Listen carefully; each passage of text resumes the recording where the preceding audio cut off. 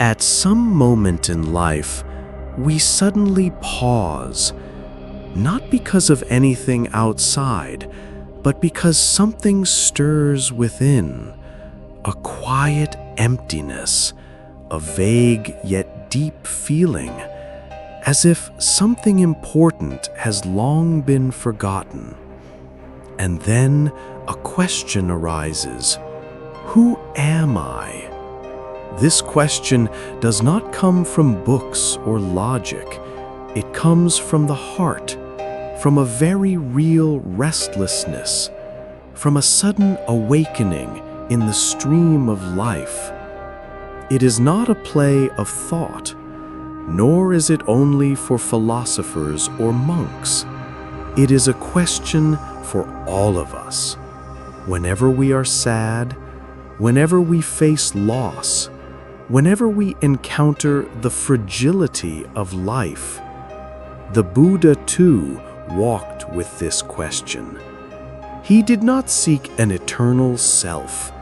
He simply looked deeply into himself, and he saw that what we call I has no separate entity. Nothing stands still, nothing is fixed.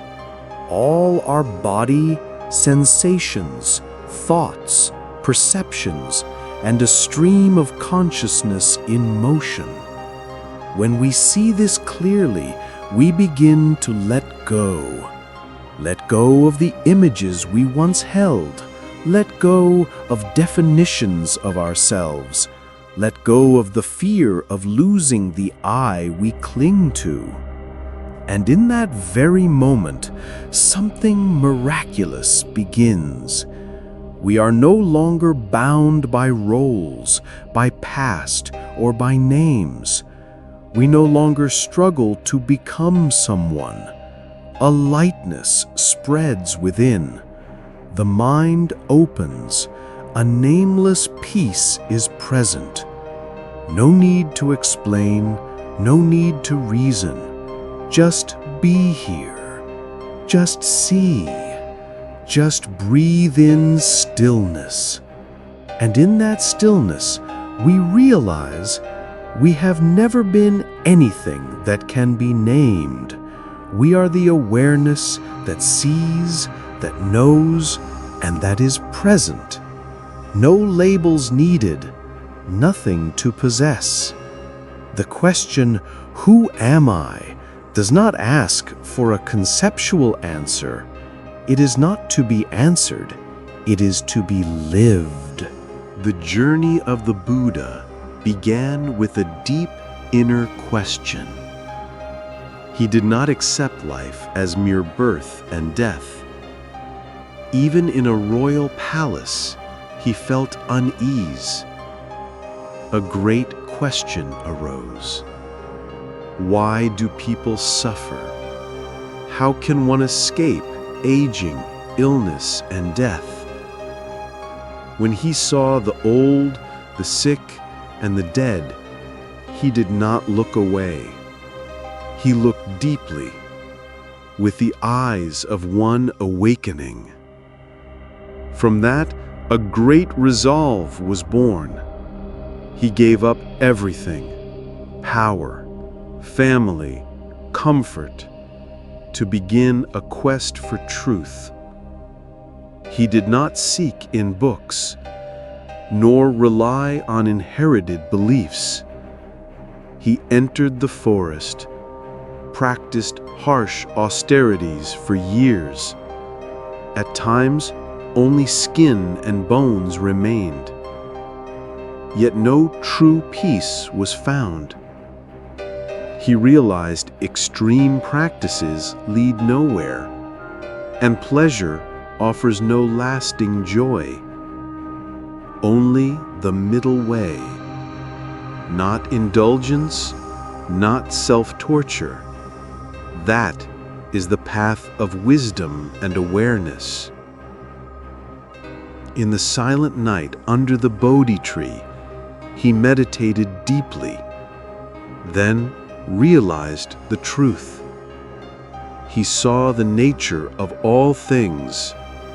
saw the cycle of birth and death, saw the roots of suffering, and he declared, "Through countless lifetimes I wandered, seeking, yet never finding the builder of this house. That builder is craving and ignorance, the roots of bondage in samsara." When he saw this clearly, the house of suffering collapsed. No more self to cling to, no more fear, no more grasping. The mind became free, clear and silent. The Buddha did not give us a belief.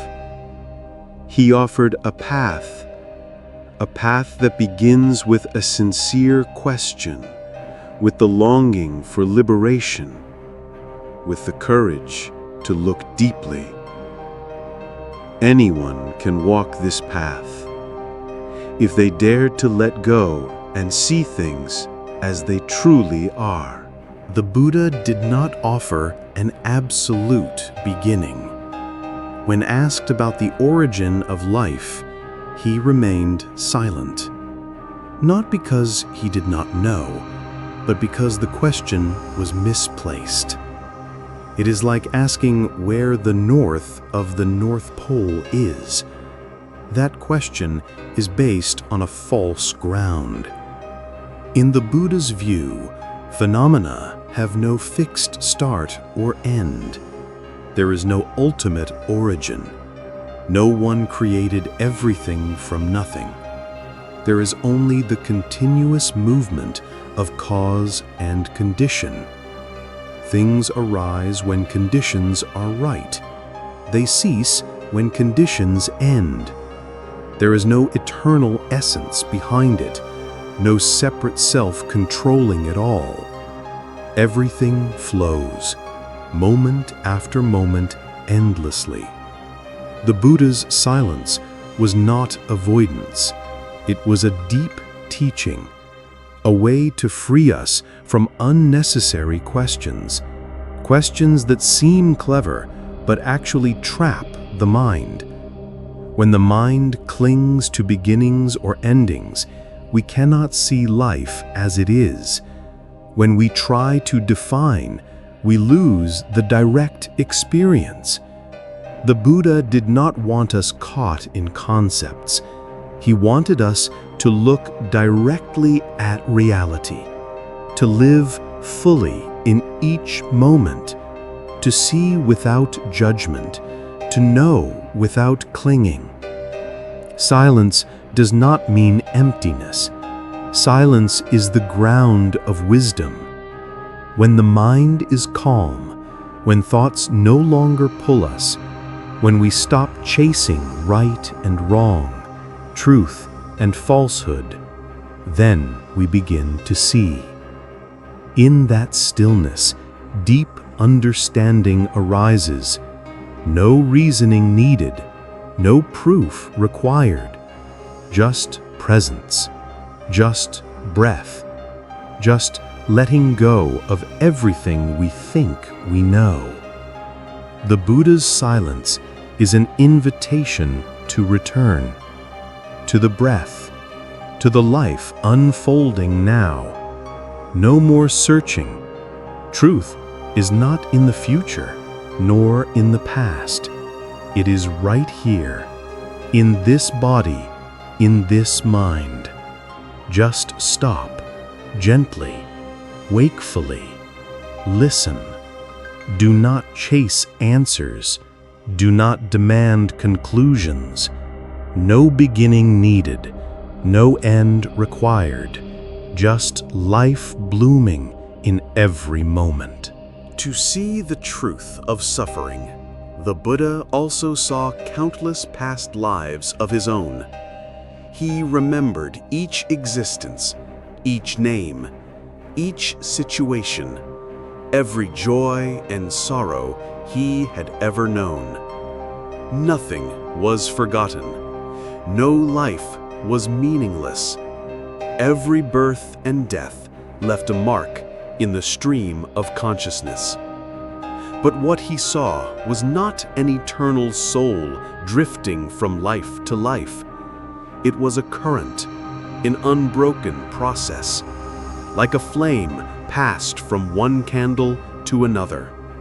The fire continues, but it is not a fixed entity.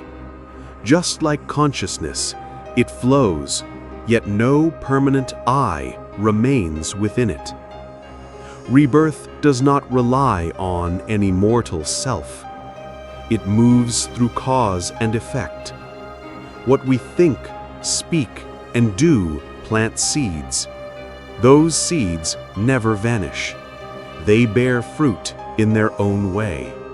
Sometimes in this very life, sometimes in another. That is why every act has weight. Every thought holds power. Nothing is insignificant. Nothing escapes karma. The Buddha did not speak of past lives to arouse curiosity. He did so to remind us that every experience has a cause, and each person inherits their own actions. No hand gives rewards or punishment. No God grants blessings or casts blame. Only the law of natural unfolding remains. In seeing the cycle of rebirth, the Buddha did not find mystery. He saw a process that can be understood, can be transformed, and can come to an end. Rebirth is not destiny. It is the result of ignorance and craving. As long as ignorance remains, actions continue. As long as actions continue, rebirth follows. But if we see clearly the nature of reality, see impermanence, non-self, and the conditioned nature of all things, then the mind lets go. When the mind lets go, old karma fades, new karma ceases. The stream stops turning, and liberation becomes real. Not only in teachings, signs of rebirth and karma also appear in daily life. Some children, barely able to speak, recall past lives with vivid detail, names, homes, even how they died. Some people visit a place for the first time and feel a strange familiarity. Some carry irrational fears, unlinked to present events, yet deeply rooted in their minds, shaping their responses. These phenomena resist explanation by common theories. They suggest something deeper, that consciousness may not begin at birth, nor end at death.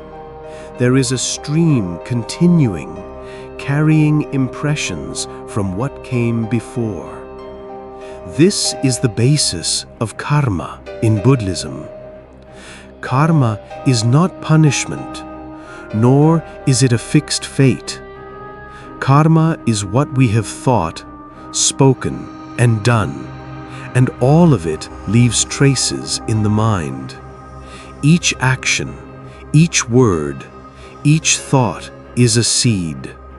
Some sprout quickly. Others rest deep in the soil, waiting for the right moment. These seeds form tendencies. They influence how we choose, how we love, how we fear, how we react to life. And so, what we think is random is often the unfolding of what we once planted. Understanding this, we no longer see ourselves as victims of circumstance. We see clearly that each experience has its causes. Everyone is living in the results of past karma, and at the same time creating new karma with every moment. Nothing is purely fate. Nothing is unjust. There is only continuity, only consciousness continuing its journey. The more we observe, the more coherent life becomes. What we often think shapes habit. Habit shapes character. Character shapes destiny. And at a deeper level, all of it begins with the seeds in the mind. When we understand this, we begin to live differently. We become more careful with thoughts, more mindful with words, and more aware in action. Because we know what we plant today becomes the environment of tomorrow. When the body ceases to function, when the last breath is released, life does not instantly end. In the Buddhist view, consciousness does not vanish, but enters an intermediate state called the bardo. This is the time between death and rebirth. It is not heaven, not hell. It is a state of transition. In this phase, the mind is no longer tied to the physical body, yet it still carries sensations, perceptions, and karmic tendencies. What one experiences in the bardo is not fixed. Some may see radiant light, others encounter frightening visions. Some float in a fog of uncertainty. These experiences do not come from outside. They are reflections of the inner world. They are the direct results of the karma created in previous lives. If the mind lived with mindfulness, understanding, and letting go, then the bardo becomes an opportunity for deeper awakening. But if the mind is filled with fear, attachment, resentment, or ignorance, the bardo turns into a whirlwind of confusion. No one controls this process. No creator decides where we are reborn. Only causes and conditions operate. Only the seeds we have planted begin to sprout under new circumstances. From the bardo, a new life begins to form. It could be as a human. It could be another species. It could be a different realm. None of it is random. Every rebirth is the direct result of a web of interwoven conditions. A small act, a fleeting thought, may become the key moment in this critical transition. Therefore, the practice we do in this life does not just affect now, it prepares us for what comes after death. Understanding this, we no longer fear death as an end. We see that death is a doorway, a door opening to another phase, and we can walk through that door with calmness, wisdom, and readiness, because we ourselves will guide our way through the dark. It is our own mind and no one else that will be the light illuminating the path of rebirth.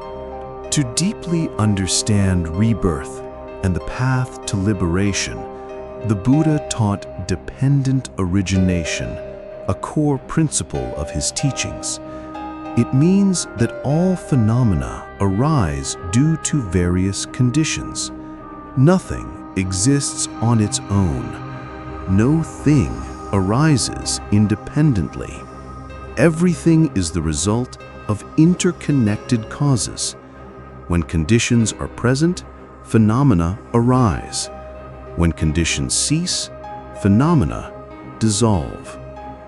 Understanding this, we stop clinging to the idea of a fixed self. We see that even our own being is a temporary combination of body, feelings, perception and consciousness, nothing permanent. The Buddha clearly explained this process through the 12 links of dependent origination.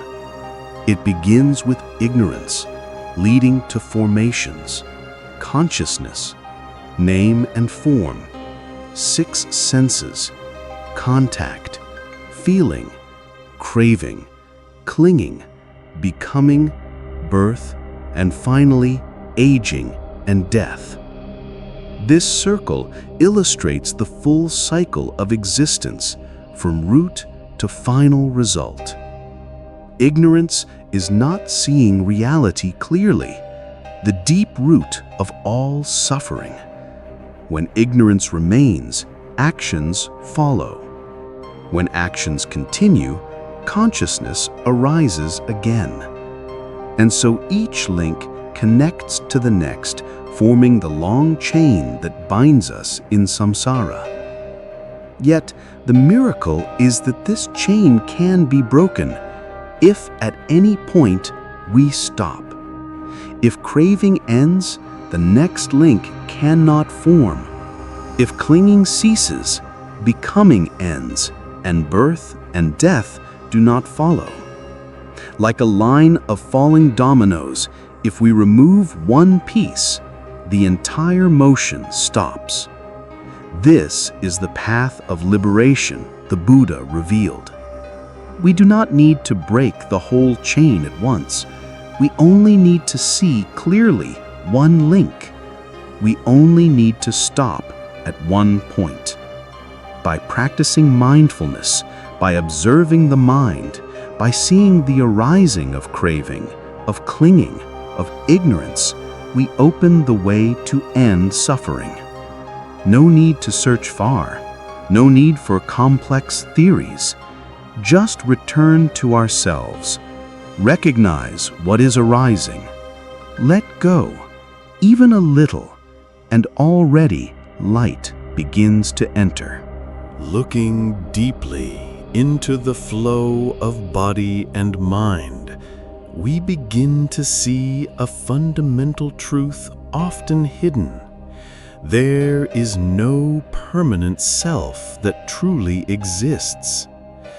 What we call I, what we try to protect, what we fear losing, is actually a temporary structure made up of 5 aggregates: form as the physical body, feeling as sensations, perception as recognition, mental formations as reactions, and consciousness as awareness. These elements constantly arise and fall, changing moment by moment without rest. If form changes every second, if feelings of joy and sorrow continually pass, if thoughts appear and vanish, then what in us is unchanging? What is the permanent me? When we observe carefully, we see only a process unfolding, not a fixed entity standing behind it. Like a river, we cannot point to a drop and say, "This is the river." The river exists only in its flowing. So too, a person exists only in the functioning of body and mind. There is no independent, fixed self outside of that movement. Understanding non-self does not make us cold or deny life. On the contrary, it opens a view that is compassionate and profound. When we no longer cling to a separate self, we are no longer trapped in competition, in winning and losing, in right and wrong. We begin to see others also moving in the same flow, also hurting, also hoping, also fearing. From this, compassion arises. There is no more distance between self and other, no more border separating us from the world. Non-self is not emptiness, it is liberation. It is the release from the burden of having to prove, defend, or control. It is the lightness that comes from knowing we do not have to be perfect. We do not have to become anything at all.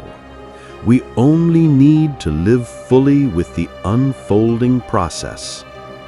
Mindfulness helps us see each arising and passing. Wisdom helps us not be fooled by illusion. And from there, we step out of delusion, returning to a life that is simple, deep, and free. Thich Nhat Hanh calls it interbeing, the insight that everything is connected. Nothing exists by itself. Nothing is truly separate. Everything arises, exists, and fades away based on mutual dependence. A single leaf is not just a leaf. In it, there is a cloud, for without the cloud, there is no rain. Without rain, the tree cannot grow, and without the tree, the leaf cannot be. The leaf also contains sunlight, soil, the farmer, time, countless elements that come together for the leaf to be here. Likewise, a person is not an isolated entity born apart from the world. Each of us is a living web of interconnection, where every breath, every cell, every feeling is a continuation of countless conditions. Before we were born, this body was already the crystallization of our parents, our ancestors, and the earth itself. This mind, too, is not solely ours. It is nourished by words, thoughts, actions, and everything we come into contact with.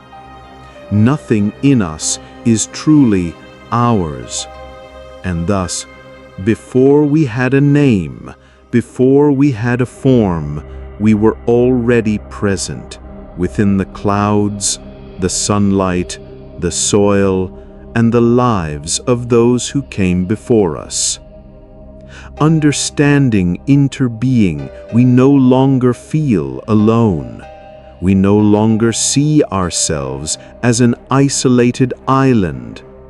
Every action we take carries impact. A gentle word can soothe a heart in pain. A kind thought can sow seeds of compassion for a better tomorrow.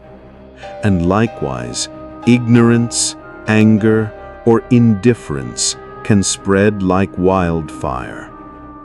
Interbeing reminds us to be mindful, to live with responsibility and understanding. For every step, every gaze, every choice touches not just us, but all beings. When we see this, we begin to live as a stream, no longer a separate self, no longer seeking meaning in isolation, but fully present, humbly flowing in the vast web of life. In that spaciousness, we find wholeness. In letting go of the individual, we find the universal. And in dissolving into all things, we discover the greatest freedom. The Buddha did not merely describe this cycle of suffering, he also revealed the path out. That path is the reversal of dependent origination. If each link in the cycle arises from the previous one, then when one link ceases, the whole process stops. When ignorance ends, formations cease. When formations cease, consciousness no longer arises. And so, step by step, the entire cycle of samsara dissolves. This is not a distant theory. It is a process we can observe in everyday life. When we have mindfulness and insight, we begin to notice the arising of ignorance. We recognize when the mind becomes clouded, when our perception is distorted by desire, fear, or prejudice. Right there, if we can pause, if we do not follow old reactions, then formations do not arise. Without formations, consciousness does not continue creating the stream that leads to name and form, contact, feeling, and all the links that follow. The cessation of suffering begins in these very small moments. We do not need to wait for another life. We do not need a distant heaven. Right in the present moment, if we are fully here and see the truth, the path of liberation opens. Nirvana is not a place. It is a state of mind no longer ruled by greed, hatred, or delusion. It is the deep peace that comes when we are no longer bound by birth and death, by the self, by desire or resistance. When the stream of dependent origination ends, there is nothing left to bind us to the endless cycle. The mind becomes serene, no longer chasing, no longer avoiding, just complete freedom in every breath, every gaze, every step. It is the end of suffering, but not the end of life. In fact, it is the beginning of a new way of living, relaxed, awake, and full of compassion. When no longer led by habit and ignorance, we live as truly free beings, no longer trapped by the past, no longer pulled by the future. We live fully in the now. And right in that moment, nirvana reveals itself. No searching required. The Buddha did not merely describe the cycle of suffering, he also revealed the path out. That path is the reversal of dependent origination. If each link in the cycle arises from the previous one, then when one link ceases, the whole process stops. When ignorance ends, formations cease. When formations cease, consciousness no longer arises. And so, step by step, the entire cycle of samsara dissolves. This is not a distant theory. It is a process we can observe in everyday life. When we have mindfulness and insight, we begin to notice the arising of ignorance. We recognize when the mind becomes clouded, when our perception is distorted by desire, fear, or prejudice. Right there, if we can pause, if we do not follow old reactions, then formations do not arise. Without formations, consciousness does not continue creating the stream that leads to name and form, contact, feeling, and all the links that follow. The cessation of suffering begins in these very small moments. We do not need to wait for another life. We do not need a distant heaven. Right in the present moment, if we are fully here and see the truth, the path of liberation opens. Nirvana is not a place. It is a state of mind no longer ruled by greed, hatred, or delusion. It is the deep peace that comes when we are no longer bound by birth and death, by the self, by desire or resistance. When the stream of dependent origination ends, there is nothing left to bind us to the endless cycle. The mind becomes serene, no longer chasing, no longer avoiding. Just complete freedom in every breath, every gaze, every step. It is the end of suffering, but not the end of life. In fact, it is the beginning of a new way of living, relaxed, awake, and full of compassion. When no longer led by habit and ignorance, we live as truly free beings, no longer trapped by the past, no longer pulled by the future. We live fully in the now. And right in that moment, nirvana reveals itself. No searching required. When we truly understand that before being born, we never had a fixed or permanent self, we begin to loosen the tight grip on our self-image. Ideas like, I must be this way, I can't stand that, I am different, I am right, begin to soften. We are no longer trapped in the rigid mold of a static self because we see clearly that we are a living process, constantly changing through conditions, awareness, and actions. This does not make us lost, it makes us more humble, more open, and more flexible. We learn to look within not to reinforce an ideal identity, but to understand, transform, and release what is no longer necessary. And when we stop clinging to the idea of me, we also become less entangled in the idea of others. We begin to see those around us not as subjects for comparison or judgment, but as fellow travelers on the same journey of birth and death. They too struggle with pain, delusion, and karmic habits, just like us. They too are trying to understand, to break free, and to find happiness, just like us. From this, compassion arises naturally.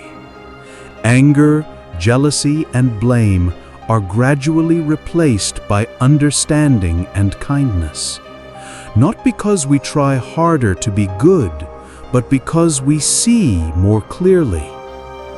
Understanding non-self also means recognizing that every present moment is a precious opportunity. Because nothing is fixed, there is nothing stopping us from planting wholesome seeds right now. We do not need perfect conditions. We do not need a perfect version of ourselves. In this very breath, this very thought, this word or action, we can choose to let go of old negativity and nourish the good. Living mindfully in each moment is how we consciously transform the stream of karma. There is no need to seek something grand. By living with awareness, with kindness, and with presence, we are already stepping out of old cycles and building a new future. So, before you were born, who were you? This question does not need a concept to answer. It needs a quiet and deep gaze. Because as long as we try to define ourselves, to hold on to an identity or essence, we remain trapped in ideas. The Buddha did not teach us to find a different self in the past or future. He invited us to stop, observe, and see that what we call I has never been fixed.